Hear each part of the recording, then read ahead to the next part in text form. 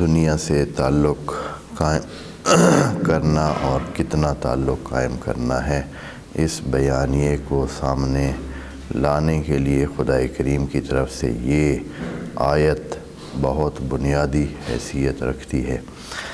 اس حوالے سے ہم نے دوستوں کو بتایا ہے، اور یہاں جو وعلیکم السلام جو وضاحت ہو چکی ہے یہ کہ اللہ تعالیٰ کی طرف سے یہ چیز سیٹ ہوا پروگرام ہے انسانوں کے لیے، اور یہ غیر قابل تبدیل ہے، اور یہ انسانوں کے بس میں نہیں ہے کہ وہ اس کو تبدیل کر سکیں کہ بھائی یہ چیز ہو ہی نہیں، یہ ہوگی، لیکن اس کے ہونے کے باوجود خدائے کریم نے ہمیں آگے بتایا ہے کہ اس کو آپ نے کتنا اپنے اختیار میں رکھنا ہے، کتنا کنٹرول کرنا ہے، کتنا استعمال کرنا ہے، اور کس لیے استعمال کرنا ہے، یہ مہم ہے۔ اس چیز کو ہم نے اپنانا ہے، اور یہ ہمارے لیے ایک قسم کے یہ جیسے یہاں کہہ رہے کہ بھئی سارا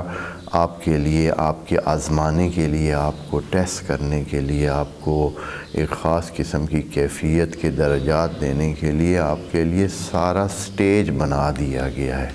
یہ سٹیج کی خصوصیات ہیں، اس میں سے یہ ہے کہ آپ کے اندر اس قسم کی چاہت ڈال دی گئی ہے، وہ یہ ہے کہ زُیِّنَ لِلنَّاسِ حُبُّ الشَّہَوَاتِ، تمام رغبتیں، شہوات کا معنی دوستوں کو بتایا تھا کہ جو چیزیں رغبت والی ہیں، جن کی طرف انسان مائل ہوتا ہے، ترغیب پاتا ہے، اس کی حب۔ مثال من النساء، جیسے کہ نساء ہیں، بنین ہیں اولاد کی، والقناطیر المقنطرۃ من الذہب والفضہ، جیسے کہ ڈھیروں سونا اور چاندی جو ہے وہ انسان کی حب کا حصہ ہے، والخیل المسومہ، اور نامدار اور نشاندار گھوڑے۔ یہاں گھوڑے کا معنی اکثر روایتی تفسیروں میں موجود ہے، لیکن آپ یوں سمجھیں یہ کہ خیل کا معنی دوستوں کو الخال سے لے کر کیا تھا۔ اس کا مطلب یہ ہے کہ جو بھی چیز انسان کے لیے طاقت کا باعث ہے اور اس کو وہ انرجی دیتی ہے جس سے وہ ایک جگہ سے دوسری جگہ منتقل ہوتا ہے، یا جو بھی کچھ کرتا ہے۔ خیال کا لفظ بھی اسی خالہ سے ہے، اور خیل کا بھی ایک ہی ان کا مادہ ہے۔ جیسے وہ انسان میں در آتی ہے ان گھوڑوں کی وجہ سے یا مشینوں کی وجہ سے، آج کل کے دور میں مثلا جدید ترین گاڑیوں کی وجہ سے انسان میں ایک طاقت پیدا ہوتی ہے جس سے وہ کچھ کام کر سکتا ہے۔ اگلا لفظ جو ہم نے دیکھنا ہے وہ ہے انعام۔ انعام بھی انسان کے لیے کیا ہے؟ وہ ان کی حب بھی انسان میں پائے۔ انعام کیا لفظ ہے؟ انعام جیسے کہ یہاں عام طور پر جو روایتی اس کا معنی ہے وہ مویشی کیا گیا ہے۔ انعام یعنی مویشی۔ خب مویشی ایک مصداق ہے، مویشی بھی اس انعام کا مصداق ہے، لیکن انعام کا معنی انعامہ ویسے عام طور پر شتر مرغ کو بھی کہتے ہیں، شتر مرغ کا نام بھی نعامہ ہے، اور نعامہ یا نعامہ اس جھلی کو بھی کہتے ہیں جو دماغ کے اوپر بہت ہی نرم و نازک قسم کی جھلی دماغ کے اوپر لپٹی ہوئی ہوتی ہے، اس کو بھی نعامہ کہتے ہیں۔ کسی بھی نرم چیز کو جو انسان کے لیے نرمی کا باعث، جو انسان کو اچھی لگے، جو انسان کے لیے فائدہ مند ہو، نرم ہو، اس کو نعم یا نعم کہا جاتا ہے۔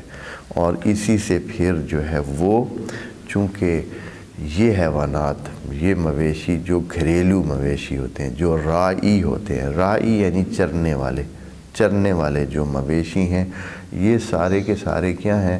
یہ ایسے ہیں کہ انسان کے لیے راحتی کا باعث ہیں۔ کیسے؟ ان کا دودھ بھی، ان کو رکھنا بھی راحت ہے، ان کو خود رکھنا بھی، انسان کے ساتھ بھی یہ بہت ہی اچھا تعلق رکھتے ہیں۔ پھر ان کو رکھنے سے ان کا دودھ، ان کا گوشت، ان کے چمڑا، ان کے ہڈیاں تک کام کی ہیں، ان کا گوبر تک کام کا ہے، یعنی اس طرح ہے کہ ٹوٹلی اس کے بال تک، یعنی ان حیوانات کے بال اور ان کے جو کھال ہے، جو ہر قسم جو چیز ہے، حتیٰ ایک دفعہ میں نے وہ سنا تھا، کہ کارخانہ جو ہے وہ لگا رہے تھے حیوانات کو ذبح کرنے کا اور حیوانات کو سنبھالنے کا، تو اس میں وہ بتا رہے تھے کہ حتیٰ ان کے ناخن تک بھی مفید چیز ہے، یعنی کسی استعمال میں آنے والی چیز ہے۔ لیکن اب یہ ہے کہ انسانوں کے پاس ان کے استعمال کے وسائل ہیں یا نہیں، کہیں ہوں گے اور کہیں نہیں ہوں گے۔ تو یہ اس قسم کی چیز ہے جو ہر حوالے سے انسان کو نرمی اور سکون اور راحت پہنچانے والی چیز ہے۔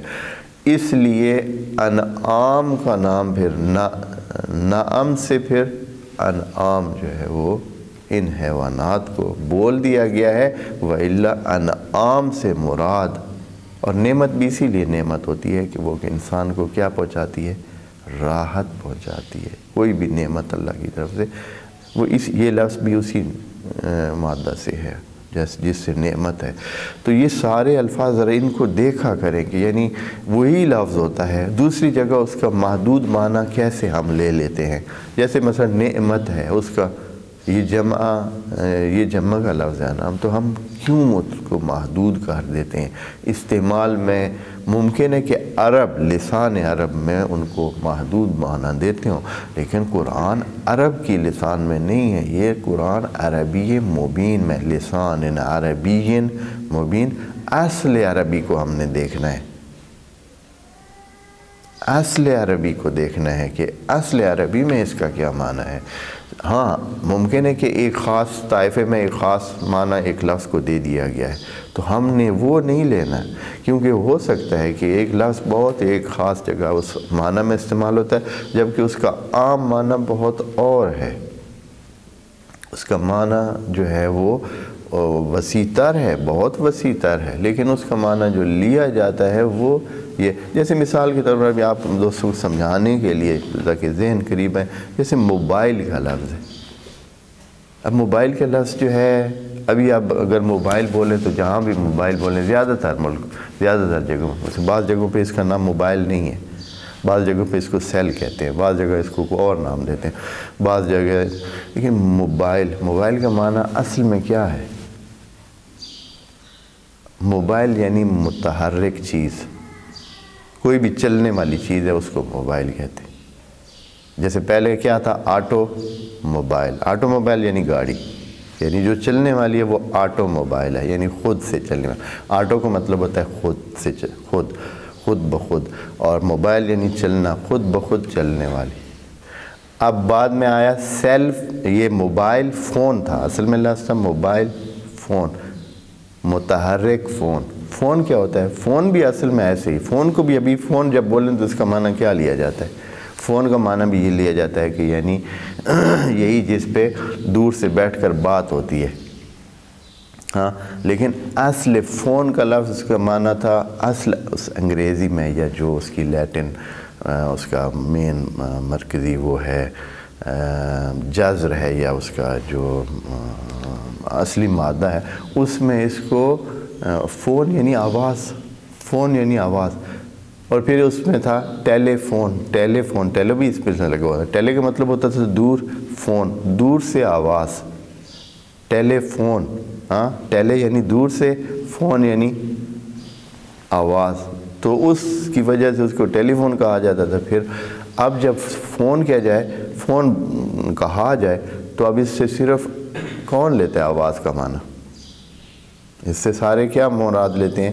یہی جو ڈیوائسز ہیں یا یہی جو آلات ہیں جن سے ہم بات کرتے ہیں دور سے بیٹھ کر، ان کو فون کہا جاتا ہے، حالانکہ اس کا اصل معنی آواز ہے۔ عربی میں بھی اسی طرح جو لوگوں کی زبان پہ آ جاتا ہے وہ مختلف ہو جاتا ہے، لیکن اس کا اصلی معنی کتاب لغت میں یا مرکزی اس میں موجود ہوتا ہے۔